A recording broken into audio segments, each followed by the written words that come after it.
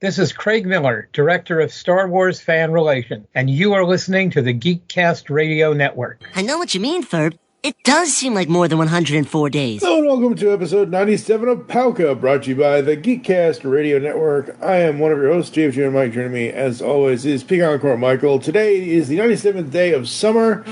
This means it is the day that GCRN finds out what it's like to be so terrifying in the tri-state area of terror on Phineas and Ferb. I have no idea. I lost it. So, Michael, are you ready to jump on the roller coaster ride that is the podcast organization without a cool acronym? Yes, I am. There you go. Oh boy. So this is just one episode, folks. One episode, that's it. There's 3 different stories in this. And in this trilogy of strange tales, Candace accidentally conjures up a spell that turns her Ducky Momo plushie into a living, breathing doll that is set on stalking her. Doofenshmirtz encounters the inexplicable giant floating baby head that grants cursed wishes. Inexplicable. That's right. Not explicable. Not explicable. Yeah, whatever. Can't explic it. No splicking. And Phineas, Ferb, and their other friends confront a horde of mischievous evil platypuses set on destroying the town. Okay, first of all, Dan Povenmire did not create the minions. However, those evil platypuses are purple. The evil minions are purple. You see the resemblance here? I wasn't looking for it, but now that you've mentioned it, yes, it does seem like he did invent the evil minions. Which came first? Despicable Me 2. When did it? This episode first aired on Disney Channel October 5th, 2013. And Despicable Me 2 was out that year, so I'm wondering who was the copyright infringer? Well, to be fair, he didn't create Gremlins either. This is just such a screaming Gremlins ripoff. But yes, they only had so much time. You can't recreate an entire movie in 22 minutes. It's surprising they recreated 3 individual, kind of, and what are the individual parts of an anthology called? Story sections, chapters. Chapters. Chapters. There you go. There was 3 chapters in 22 minutes, which was impressive. I knew this came after. I knew that this came after that because, as I said, October 5th and October 12th were the television air dates for the terrifying Tri-State Trilogy of Terror. And the only reason why I know it came after is because anytime a movie comes on July 3rd of any year, I think, it's Spider-Man. But it was July 3rd, 2013 when Despicable Me 2 came out and the evil minions. Was it the second film or was it the third? Wait a minute. Oh, you know how this works, though. The writing process starts years in advance. Yeah. I mean, it's not just release date, but I can see. I don't know. I mean, where are the vines of creativity growing into each other here? Like, who knows each other from these 2 different development paths from these 2 properties? I wonder. I don't know, but I thought it was absolutely hilarious in this episode. This was an excellent episode. It was. Yes, this was an excellent episode, but I saw that and I'm like, oh my god, no, they didn't. They did, but they didn't. So we have 3 stories here. We have the Ducky Momo turns evil. We have the Night of the Giant Floating Baby Head. And we have the invasion of the evil platypi clones. Night of the Day of the Revenge of the Giant Floating Baby Head. Yeah, I find it creepy as all hell that they referenced the rest of the giant floating baby. Like, really? Shit, where is the rest of the giant floating baby? I don't want to know, honestly. What if the giant floating baby actually has a tiny head and the rest of it is our gargantuan kaiju in a diaper? That's your fetish after dark, not mine. I don't have any fetishes. I'm just saying it'd be weird. Exactly. Fetishes.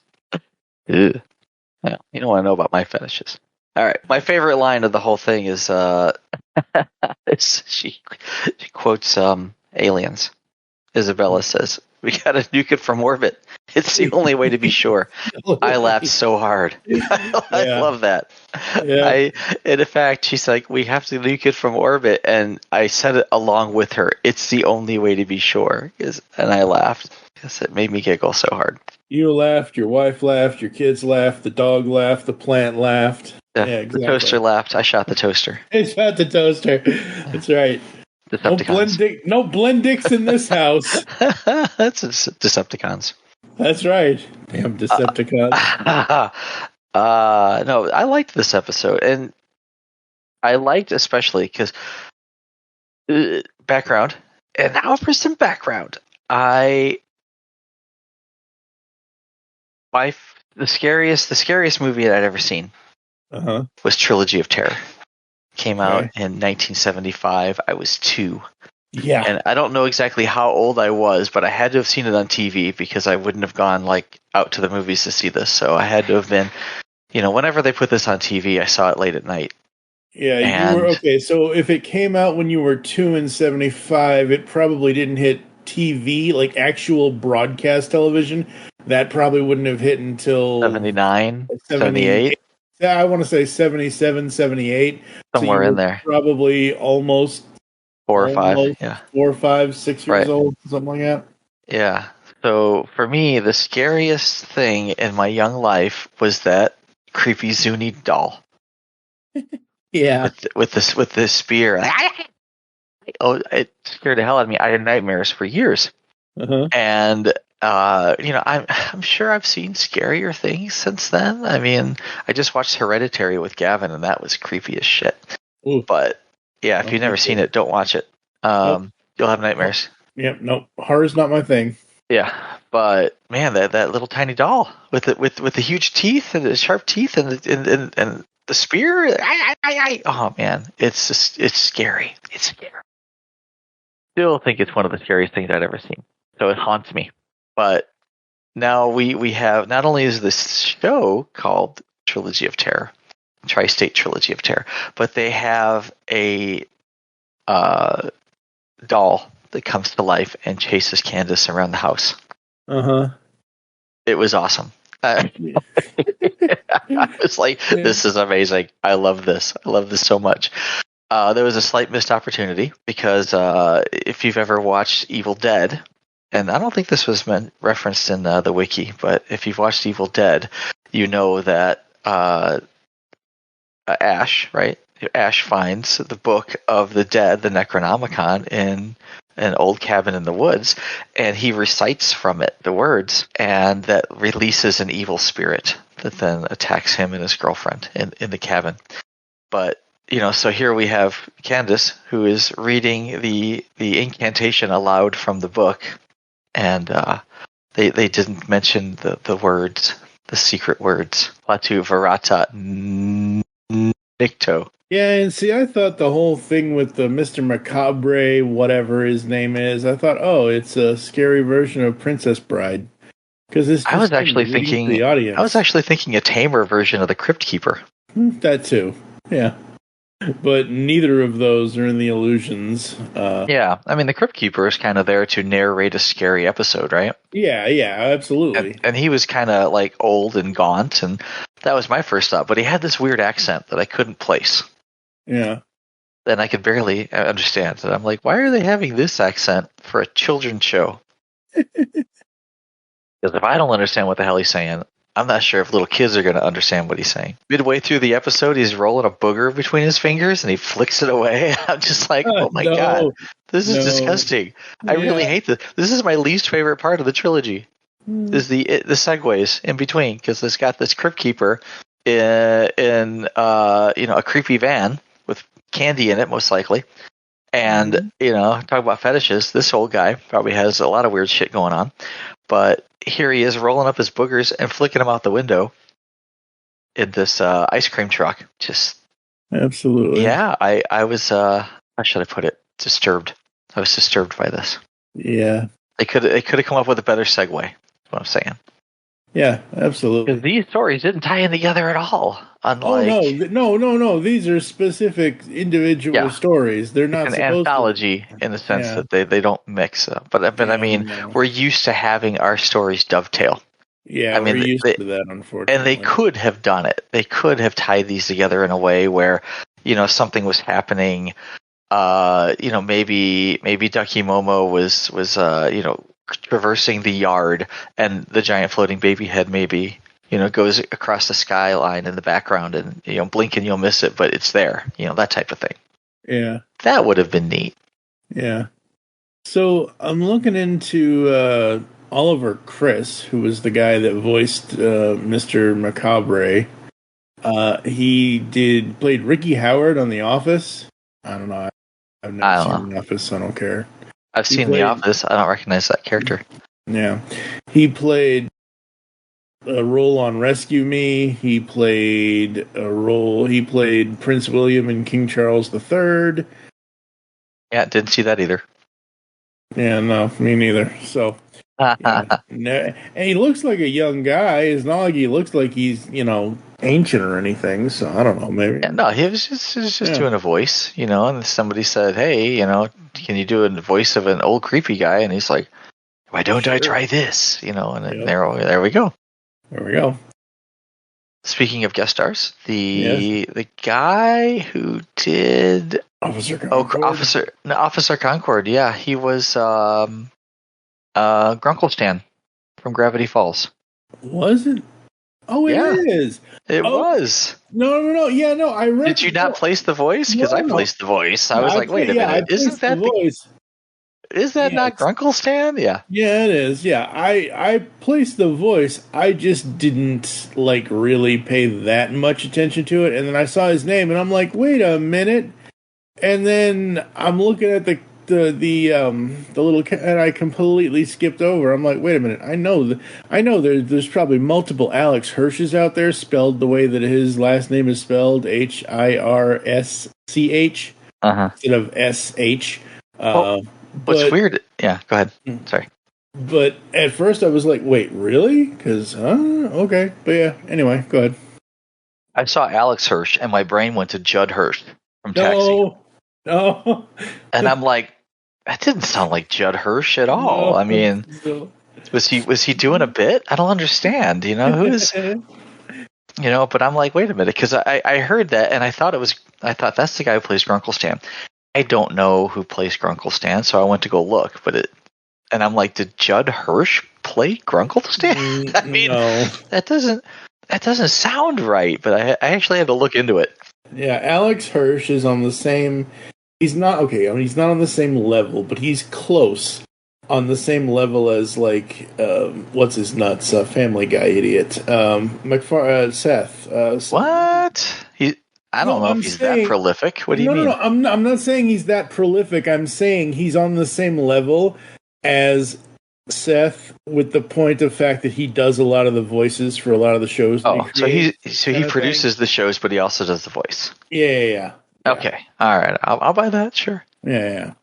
I mean, you're not going to see Alex Hirsch going to Fox and saying, "You're going to make this show for me," and Fox says, "Okay, fine." Yeah, no. I will make this show for you. I could have done without the Ducky Momo section. No, the Ducky Momo section was perfect. And again, harkening back to Trilogy of Terror. Yeah, I loved it. But, I loved it. Yeah. And Ducky Momo just wants a hug. He just wants a hug. Yeah, that's He's throwing stuff at him on the floor, and he stops and walks around it. And she's like, "He's unstoppable." It was so good. And then at the end, she's like, "Oh, the moon wasn't out when I made the spell for you. So then, what turned evil, Mr. Miggins? No." And then we basically have what's his nuts? Hello, my baby. Hello, ma. I'm like, oh God, no. What? No. This was another missed opportunity in that they didn't do the scary monkey from The Simpsons. Oh Jesus, no! With his finger extended, Yeah. That's because I don't know. It looked more like a monkey than a bear to me, but Yeah, but Mr. Miggins is supposed to be a stuffed bear. That's what he's supposed to be. Just thought that was funny. Yeah. Because that's kind of what he did without the extended finger. He just went, rawr, rawr, and fade to black. But the giant baby head thing, that was... a thing. It was a thing that happened. I liked I didn't understand cheese and crackers, until it happened the fourth time. Because the funny thing is, I'm just watching the TV, and I thought she said cheese and rice. No, she said cheese and crackers. She said cheese and crackers, but the second time they said it, cheese and crackers, I was like, oh, she said it again. But the funny thing is, when she's like cheese and rice, I mean, that's not what that really means, No. And it made me giggle because I'm like, wait a minute, how did they get away with that on Disney? How did that happen? But then, it's cheese and crackers. And then cheese and crackers happens 4 times during the show. Yep. And then they double down into cheese and crackers. And it's like, I am now the master of cheese and crackers. Which is like the worst mutant ability ever. That, and I'm going to devour all of your cheese, Dr. Perry the platypus. That's against the. I think that's way longer than the 5-second rule, Perry the platypus. Way longer than the 5-second rule. You're going to catch something like that. Now you've got the cooties. Circle, circle, dot, dot. Now you've got a cootie shot. There you go. You're all fine. But not only does he not have cooties, he also is not lactose intolerant, because that show, that chapter would have ended a lot differently. Yes, it would have. Would have had a big difference if he had eaten all of that cheese. He would have blasted himself to the moon. Yep. Would have been ugly. I would have laughed like hell. I would have been on the floor. You would have had to pick me up. Yep. Off the floor, because poop jokes are funny. I mean, at least in the third wish, he actually did try to think of things. Like, he tried to make sure he was covering all his bases, and then, unfortunately. Yeah, it was. I mean, and again, you've got 8 minutes to finish the story, so let's not get too in depth with our reasoning. It's like the first thing I want, iced tea. Give me an iced tea. It's nothing that could possibly hurt me. It's the most innocuous thing. Iced tea. We used to enjoy it as children. Around the campfire. Right. But then it just kind of gets weirder. Unless it got too literal and it was like, oh, you would like wrapper iced tea transported to your, weird head-shaped building in Danville? That's right. I mean, what's Detective Finn Tutuolo going to do? Solve your crime for you, Dr. Doofenshmirtz? I don't think so. That could happen. It could happen. Once again, completely different ending. Yeah, exactly. Dun dun. Dun, dun. Or wait, I can't do the, how they end each. Their excuse for his segue is like a jail door swinging shut or something. That's right. And then we kind of already talked about the invasion of the platypus clones, but damn, that's hilarious. I liked it. They didn't quite go full Gremlins, but it was Gremlin enough. Yeah. And at the end, they all die. Spoiler alert. But it's like, oh, no, wait. Okay, we're going to give you the Hollywood ending. And the Hollywood ending was the cowboy comes and saves the day. And my thought on the cowboy was, this is the most expendable character ever. He just kind of, why is he even here? Did the voice actor, did somebody owe him a favor? I didn't understand. I don't even know who the voice actor was. Some guy. You're going to look it up now. I'm just scrolling here. That would be, you're going to look it up. I couldn't place him. David Koechner? I could not place him. I don't know who he was. Koechner. He was in... He was Champ Kind in Anchorman. He was in Thank You for Smoking. He was in The Goods, Live Hard, Sell Hard. He was an extra. He's the only thing two names I know. He was Todd. I don't know the name of the character, but Todd Packer in The Office, and he was in Krampus in one of the Krampus movies. But we do have a Judd Hirsch connection, because he was Carl Tuschinski in Superior Donuts, which Superior Donuts was with Judd Hirsch? Yeah. Really? Oh, yep, that's yeah. interesting. I love Superior Donuts. Ran from February 2nd, 2017 to May 14th, 2018. Only got one season. I have never heard of this show. Oh, yeah. So, side note, folks, Superior Donuts is an American sitcom television series based on the play of the same name by Tracy Letts that aired on CBS from 2017 2018. You are reading from the wiki, aren't you? Yes, I am, because I'm lazy and it's late and it's hot in this apartment and it should open not a window. be... It's dark out already. Yeah, I know it's dark out already, but it's like 80 degrees outside in Indiana in fucking October. It's so nice out here. No. You are like in the deep south of Indiana, aren't you? No, I'm not. I'm in Anderson. I'm like 2 hours away from where you are. It's nice here. I had the windows open. Uh-huh. I don't know what you're talking about. If I had my balcony door open here, you'd probably hear some. We can't do that either. I don't know what these old. No, literally, my apartment complex is in the middle of nowhere. I don't know what all these old people are doing in the last couple of days, but I've heard a motorcycle come through here. I don't know which one of these old ladies has a boyfriend with a Harley, but damn. Anyway, they're doing the Harley shake. Yeah. Yeah. Officer Concord, the Juice Time Juice Box Flavor Cop. Yeah. That was so 90s. Yes, it was. Like, it was so 90s. I'm like, this juice box is extreme. Yeah. You know what they should have done? They should have had Ice-T as the juice box cop. Oh man, missed opportunity. Exactly. Such a missed opportunity. Oh man, they could have pulled Ice-T. Yeah, they could have. Overall, we we enjoyed this. I like the other two more than the Ducky Momo one, but I think my favorite is the Invasion of the Evil Platypus Clones. I liked that. Yeah, I can't. I don't know. I can't fault aside from the one thing. Aside from the occasional missed opportunities.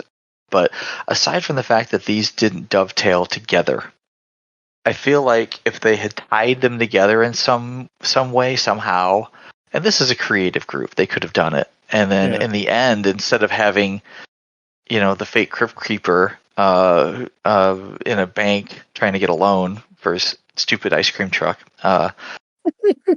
they could have tied them all together at the end and then have been like, ta-da, boom, Yeah. It would have been cool. And maybe the Crypt Keeper would have been there to witness it, and he would have been like, what? Yeah. But because, they had the book in each episode. Each episode, the book was prominent. And the fact that they couldn't have somehow used that as a segue, or maybe at the end they all just kind of show up and they're like, that's my book. No, wait, that's my book. And they would have had like a Spider-Man pointing thing where they're all pointing at each other like, wait a minute, that's my book. Something. I don't know. Anything. I'm not that creative. That's why I don't work in Hollywood. But, Oppenheimer, Marsh, they could have figured it out. Yeah. This is what they do for a living. That's right. They're smarter than me. That's right. Creating minions. Making minions. Yes. Minions and purple gremlins. That's right. Purple minions. What are we rating Tri-State Terrifying Trilogy of Toughness or whatever it's called? Tri-State Trilogy of Terror? Was it terror? Was it terrifying? No, not really. Not especially. I don't know. I feel like there was a certain amount of false advertising. Yeah. And unfortunately this was 2013, so it's just shy of when Disney bought a certain superhero company, so they couldn't put any real supervillains in this horror. Like they couldn't put like Morbius or somebody in there, kind of thing. No, you don't need so much like a Marvel cameo. I think that would have cheapened it. I don't know. Oh no, man! That giant bat. I was like, I wish it would have been dressed as a man in a bat suit instead of a giant Batman. Wait, are we talking about a different episode? Oh, I swear that all these Halloween episodes are running together for me, folks. What are we rating Tri-State Trilogy of Idiocy or whatever it is? I loved it. I don't know if I 5 loved it, but I definitely 4.5 loved it. Okay, I'm right there. I'll give it a 4. I take 1 full point off for Ducky Momo. What? No, that's not Ducky Momo's fault. That was amazing. No, that's Ducky Momo's fault. That's exactly how it should have ended, though. I mean, because Ducky Momo, he could never hurt me. Ducky Momo loves us all, and he would never stab us with a kitchen knife. Yes, he would. No, we would never resort to throwing Ducky Momo into an oven. Are you kidding? That's how the Trilogy of Terror ended. She threw it in the oven. Roasted duck, that's right. Oh, duck l'orange. Oh, now you're making me hungry. Duck l'orange for Thanksgiving, folks. Let's go. I'll bring the cranberry sauce. But I bet if they had continued it, that's how Mr. Muggins would have ended up. They would have threw his ass in the microwave. Yeah, just probably. Like the Gremlins. See? Tie-in. There you go, right there. Gremlins, right microwave. There. Yep. All right, folks, we're going to head to a quick podcast ad break. We're going to come back to close the show right after this. This isn't a food truck, you baboon. Hello, geeks and geekettes. Looking for a podcast that covers a vast array of topics? Then check out Altered Geek Unleashed, where we discuss our thoughts on this week's geeky news, tech, gaming, television shows, movies, cartoons, comics, and more. So, get altered, get geeky with the Altered Geeks. Every Friday on the Geekcast Radio Network. Do you like the Transformers? Yes. Do you like the Teenage Mutant Ninja Turtles? Do you like IDW Comics? And comic book podcasts? Then come check out Ninjas and Bots. Each week we look at an issue of Transformers or Teenage Mutant Ninja Turtles from their IDW Comics incarnation. We drop episodes every Saturday morning. Just like the cartoons we loved as a kid. The show can be found on your favorite podcatcher and at johnreadscomics.com. See you then. Hi, I'm Dan, and I'm the host of the Rock Nerd Radio Show, which airs live on HudsonRiverRadio.com every Wednesday evening at 8:30 p.m. Eastern Standard Time.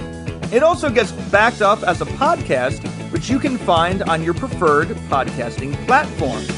Every week on my show, I talk about all kinds of pop culture. I talk about music, I talk about movies, TV, comics, collectibles, and so much more. I also feature a guest on my show periodically, which you might enjoy.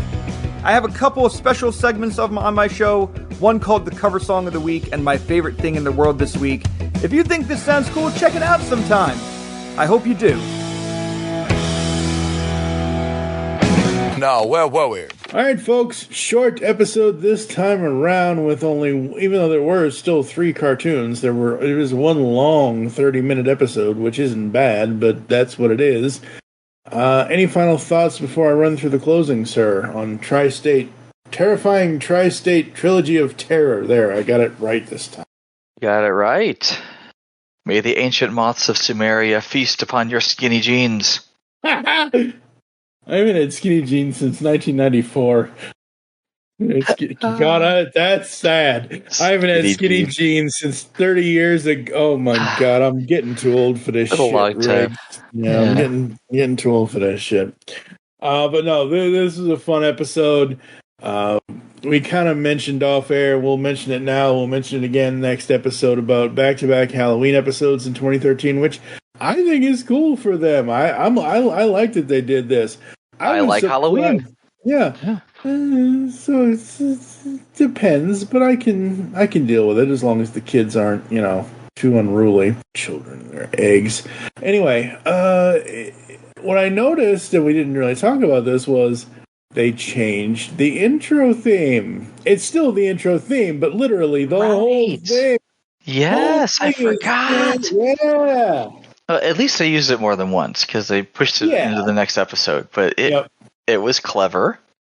Yeah. It's funny because they kept the parts about Frankenstein. They're like, you know what? It's about Frankenstein. We're keeping it. Yeah. Finding Frankenstein's brain? Keeping it.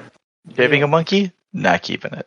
Yeah. Well, didn't they say shave it? Well, I thought they did because there was a skeleton in the bathtub.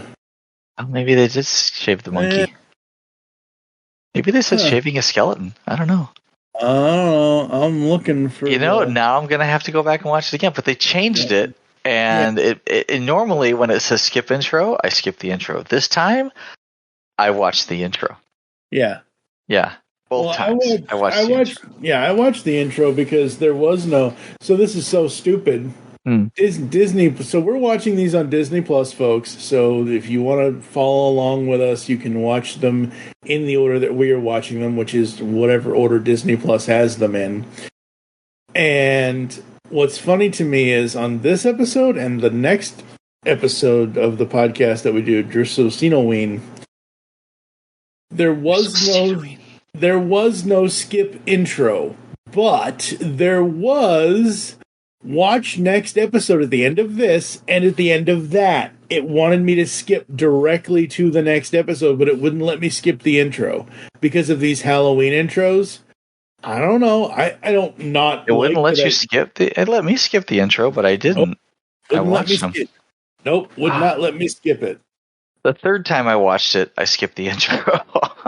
Yeah, I mean, I can still manually, advance the thing 30 seconds, but usually there's a little button thing in the lower right-hand corner. Skip intro. Yeah. There wasn't that this time. Again, in the grand scheme of things, not complaining about it, but just stating facts about how Disney Plus is their services. You must have broken it.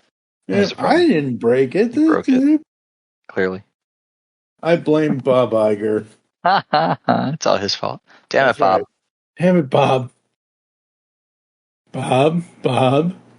How are you guys today? Oh, we're good. Sorry, old Office Space joke. That movie's 25 years old this year. All right, folks, that's going to do it for us. Thank you for joining us here in the podcast organization without a cool acronym. There's some ways to get in contact with us to leave feedback for the show. You can visit the website, geekcastradio.com, where you can listen to and comment on all of our content.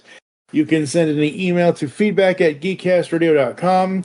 You can check us out on all the podcatching clients you choose to use. If you're a Fruity Apple user, you can use Apple Podcasts. If you're a superior Android user, you can use Spotify.